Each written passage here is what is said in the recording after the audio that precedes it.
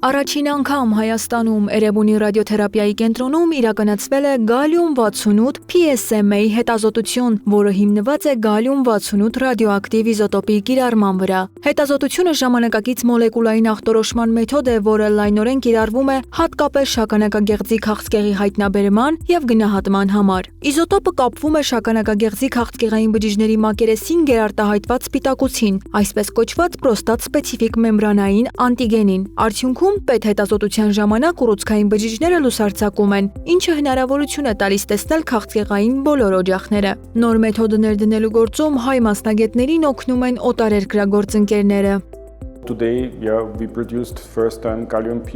Այսօր մենք առաջին անգամ Հայաստանում արտադրեցինք գալիում PSMA։ Կարծում եմ, սա ևս մեկ քայլ առաջ է Հայաստանի առողջապահական համակարգի համար։ Հուսով եմ, այն զգալիորեն կօգնի բուժառուներին։ Այս մեթոդը հաճախ է կիրառվում Ավստրիայում, Գերմանիայում եւ Շվեյցարիայում։ Մեթոդի ներդրման դժվարությունն այն է, որ գալիումի ռադիոնուկլիդն ունի կարճ 68 րոպե կիսատրոհման պարբերականություն եւ բժշկական կենտրոնը պետք է այն արտադրի տեղում, որպեսզի հասցնի կարճ ժամանակում կատարել հետազոտությունը։ Այդ նպատակով Էրեբունի ճառագայթային թերապիայի կենտրոնը ձեռք է բերել բելգիական արտադրության հատուկ գեներատոր, ինչպես նաեւ մի շարք այլ սարքեր, ստացված ռադիոպրեպարատի որակը վերահսկելու համար։ Առաջ փուլով գեներատորից դուրս ենք բերում գալիում 68 նյութը,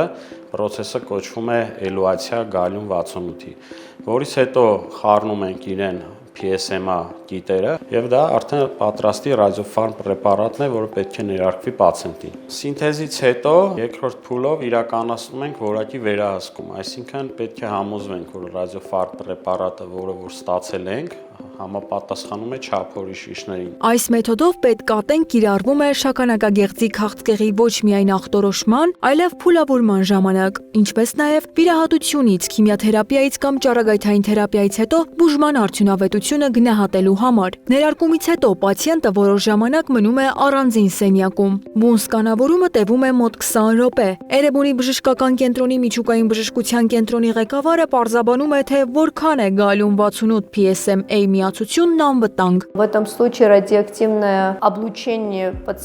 Այս դեպքում պացիենտի վրա ճառագայթային ազդեցությունը նվազագույնն է։ Խորհուրդ է տրվում այդ օրը փոքր-ինչ շատ ջուր խմել եւ ըստ էության նա չի ունենում որևէ բարդություն կամ կողմնակի ազդեցություն։ Պացիենտը լիովին անվտանգ է շրջապատի եւ ընտանիքի անդամների համար եւ հանգիստ կարող է լինել իր ընտանիքի հետ։